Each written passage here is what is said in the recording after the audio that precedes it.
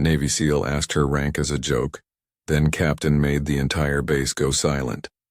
The laughter stopped the moment she spoke. One sentence, steady, quiet, and carved in steel, turned every mocking grin into silence.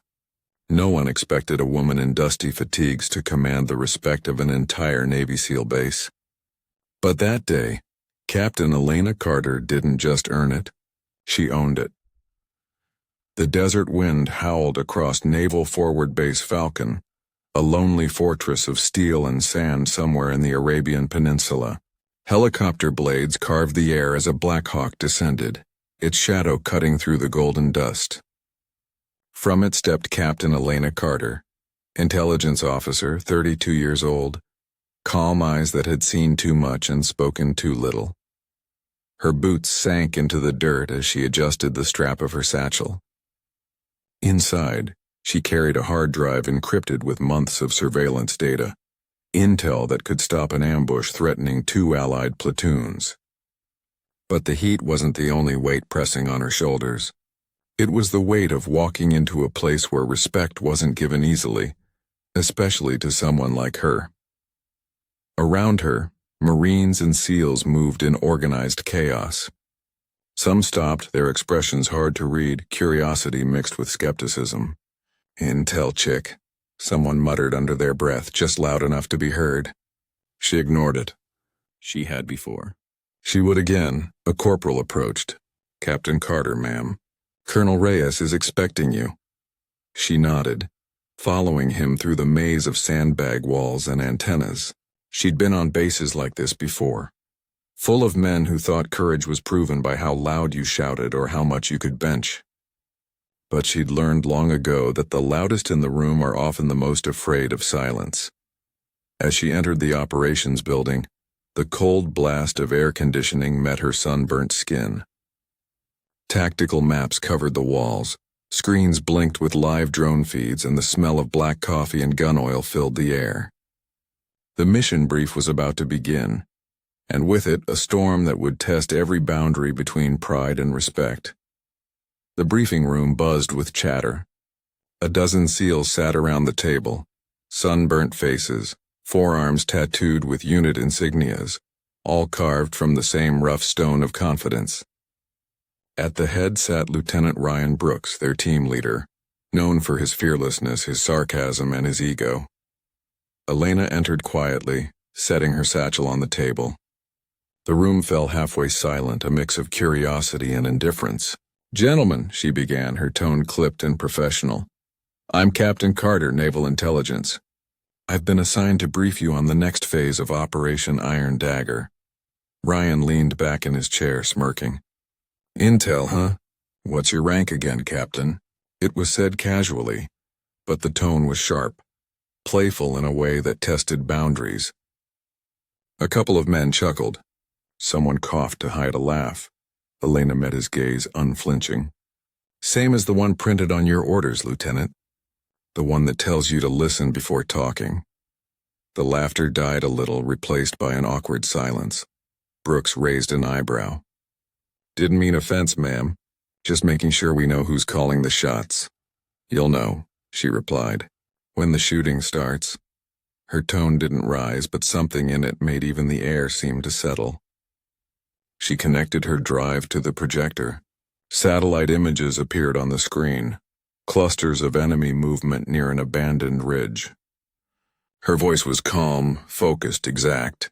Within seconds, every man in the room was listening. When she finished, the colonel entered and began issuing orders. As they dispersed, Brooks stayed seated, studying her with a new, unreadable expression. "Guess you're not just another desk officer," he muttered. Elena gave a faint smile. "Guess you're not just another soldier with jokes." For a moment, they almost laughed. Almost. But the sound of the base alarm in the distance reminded them both that the desert rarely gave room for jokes. Night fell fast in the desert.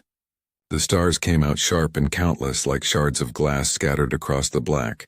Elena stood outside the barracks, arms crossed, watching dust swirl in the floodlights. She'd been in the field for years, Iraq, Syria, Yemen, always behind the scenes, the invisible mind guiding visible courage. She preferred it that way. But this base was different. Every look reminded her that she was an outsider in a place that didn't like outsiders. Inside, laughter echoed, SEALs playing cards, stories of near misses and impossible missions. She caught fragments of conversation drifting through the open window.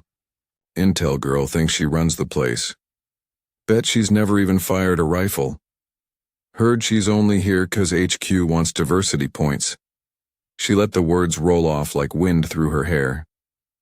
But they lingered deeper than she admitted, because every soldier carries two battles, one outside, one within. Later, in the quiet of her tent, she took out a photo. Her brother, Ethan, Marine, killed in action 4 years ago. His last text to her read, "Keep doing what you do, Lena. You save more lives than we ever will."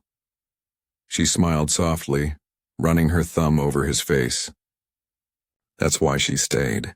Not for medals, not for recognition, but to make sure someone else's brother got to come home. Outside, the distant hum of a convoy faded into silence.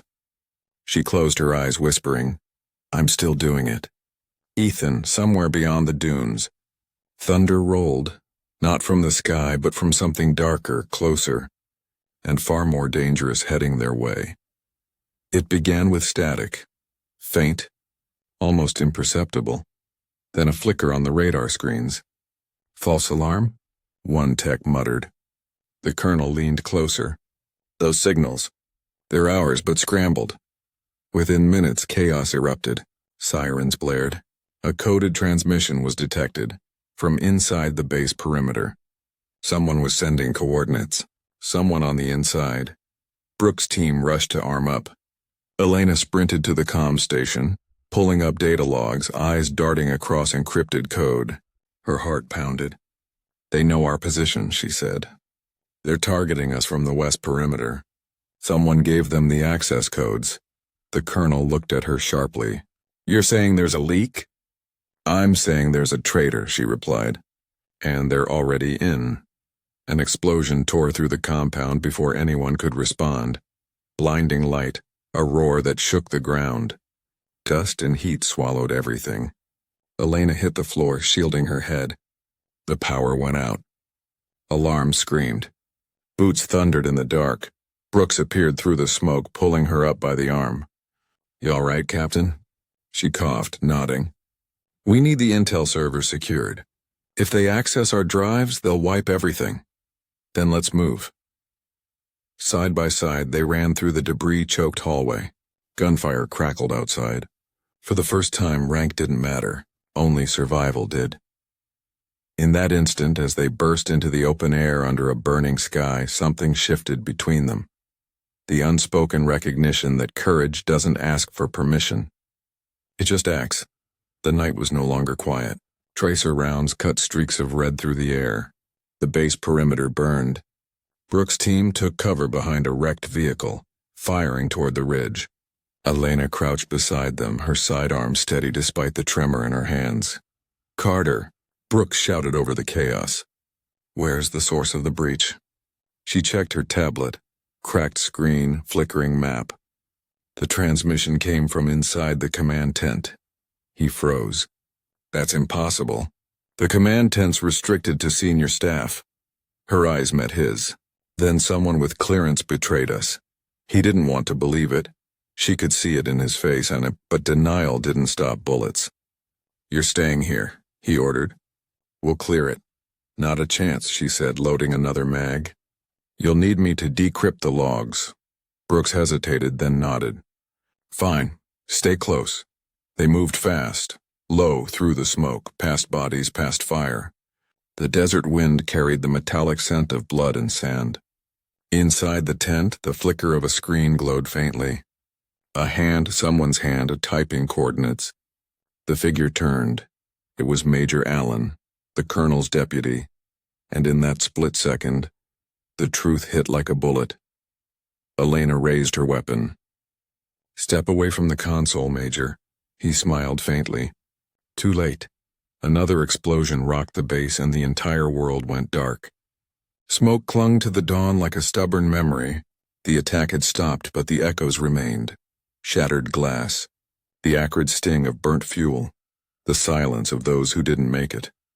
Elena stood beside the wrecked comms tower, headset cracked, uniform torn. Her hair was streaked with dust, her eyes hollow but alert. Around her, medics moved between the wounded.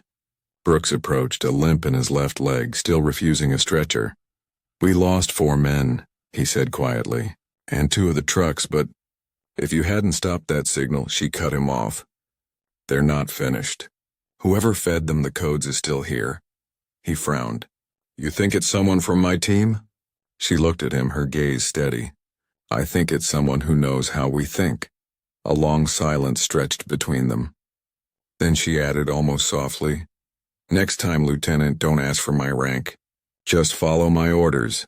Brooks managed a tired grin. "Yes, ma'am." Behind the exhaustion, respect, reluctant but real, began to form.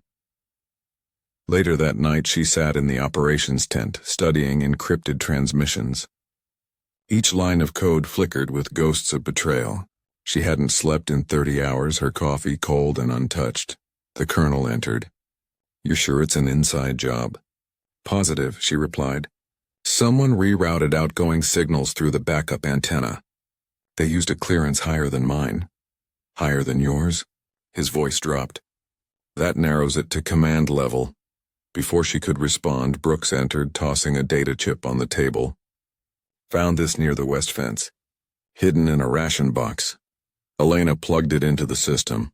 Coordinates, access codes, and one unmistakable signature. The colonel froze. "That's Lieutenant Dawson. He's been with me 10 years. Elena's voice was calm. "He's also the only one who knew the override frequencies." Brooks clenched his fists. "So what now?" "Now," she said, standing, "we catch a traitor before he opens the gate again." Outside, the desert wind howled like a warning, or a countdown. By midnight, the plan was set. Brooks's team would run a fake convoy, a decoy carrying falsified intel, while Elena monitored the communications feed from command. If Dawson tried to send another signal, it would trace back directly to him. "Feels risky," Brooks muttered, loading his rifle. "Courage usually does," she said. The convoy rolled out into the moonlit desert, engines humming low. Inside the command tent, Elena watched every transmission, every flicker on the radar. Her fingers hovered over the keyboard, pulse racing. Then, a ping, unauthorized access. Encrypted. Origin, command tent, secondary workstation. She turned slowly. Across the tent, Dawson sat hunched over his terminal, typing furiously. "Lieutenant," she said quietly. He froze. Brooks's voice crackled over the comms. "Captain, we're getting interference again." "You seeing this?" "Yes," she replied, never taking her eyes off Dawson. "End the decoy run." "We've got him." Dawson bolted. She drew her sidearm. "Stop right there." But he didn't. And the next second, the tent filled with blinding light as a grenade clattered to the floor. The explosion hurled her backward. Static filled her ears. Smoke and chaos swallowed everything. When she came to, her shoulder was bleeding, but her first thought was the data. The hard drive. She dragged herself to the terminal, coughing, eyes burning. The screens flickered. Data corrupted. No, not yet. She jammed the backup drive into the port, typing through the haze. Brooks stormed in through the torn flap, rifle raised. "Carter, you alive?" "Barely," she said, wincing. "Dawson?" "Ran for the hangar. Took one of the trucks." Elena ripped out the drive, clutching it to her chest. "Then we can't let him leave." They sprinted across the base, the flames, alarms, soldiers shouting orders. The hangar loomed ahead, Dawson already inside, starting the ignition. Brooks fired a warning shot. The bullet shattered the windshield. Dawson swerved, crashed against a fuel barrel, and the world erupted again in fire. The blast threw both of them to the ground. Silence followed. Thick, terrible silence. When it cleared, Brooks looked up, breathing hard. "He's gone." Elena stared at the burning wreckage. "Then let him be gone. We've got what we need." The drive still hummed faintly in her hand. Proof of betrayal. Proof of survival. By dawn the fires were out. Smoke curled into a gray sky streaked with red. Soldiers moved quietly, repairing what could be saved. Elena stood near the flagpole, her arm bandaged, uniform stained with ash. The colonel approached. "We owe you our lives, Captain. The intel you saved, it confirms enemy infiltration patterns for the next 3 weeks. You stopped a war from starting." She nodded, exhausted. "Just did my job, sir." Brooks joined them, leaning on his rifle like a crutch. "For someone who was just intel, you fight like a Marine." She smiled faintly. "My brother was one. Guess it runs in the family." He extended a hand. "Next time you brief me, I'll listen first." She took it, firm and steady. "Next time you won't need to." The colonel watched them both, then said quietly, "You've earned this base's respect, Captain Carter." As the morning sun broke over the dunes, the silence that followed wasn't empty. It was full of recognition. And for the first time since she arrived, Elena let herself breathe. 2 days later, the base assembled under the searing desert sun. Soldiers lined up in formation. No chatter, no swagger, just quiet pride. The colonel stepped forward, holding a small blue case. "Captain Carter," he said, voice carrying over the crowd, "for exceptional bravery under fire and for saving classified intelligence vital to national security, you are hereby commended." She stepped forward, saluting crisply. The medal felt heavy, but not as heavy as the names that wouldn't return home. Brooks stood beside her, uniform pressed, bandaged hand at his side. When the colonel pinned the medal on her chest, the entire base stood silent. The same men who had once joked about her rank now stood with straight backs, eyes fixed forward. No cheers, no clapping, just silence. The kind of silence that speaks respect louder than any sound. Brooks leaned slightly toward her. "They finally get it," she smiled faintly. "Respect isn't given, Lieutenant. It's earned. In the quiet." That night, Elena sat in her tent, writing by lantern light. The desert outside was calm again, the air cool and steady. She took out a small envelope addressed simply, "To Ethan." She began to write, "You were right, little brother. Saving lives doesn't always mean pulling the trigger. Sometimes it means standing your ground when no one believes you can. The mission's over, but something tells me the real battle, and the one for respect, never really ends." She paused, then smiled softly. "You'd laugh if you saw it. A base full of Navy SEALs standing quiet because a woman told them to listen. Guess you'd call that progress." She folded the letter, tucked it inside her notebook, and blew out the lantern. Outside, the stars shimmered, and for the first time in years, she slept without dreams. The next morning, Brooks found her near the comms tower, packing her gear. "You're really leaving?" he asked. She nodded.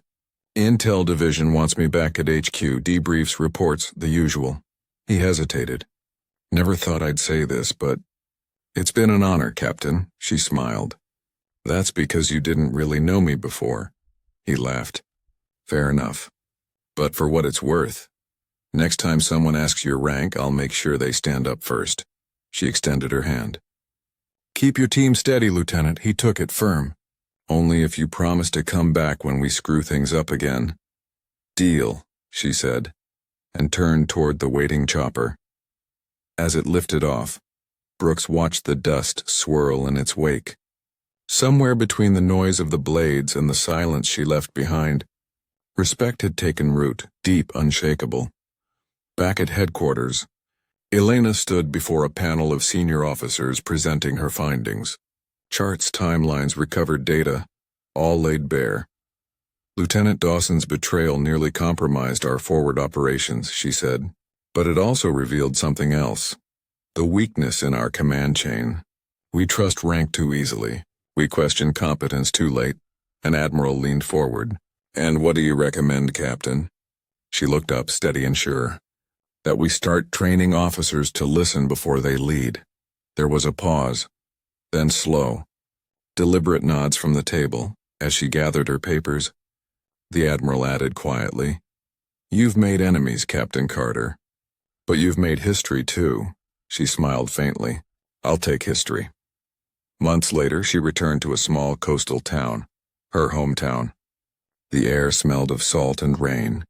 She visited the memorial where her brother's name was carved among others. Setting down her medal at the base of the stone, she whispered, "We did it, Ethan. We made them listen." A breeze swept through the flowers, rustling their petals like a whisper back. Somewhere far away, another base stood silent at dawn, soldiers raising the flag, remembering a day when a captain taught them what leadership truly sounds like. If Captain Carter's story inspired you, don't forget to like and subscribe, and hit the bell icon, because every story we share honors the heroes who speak loudest. In silence.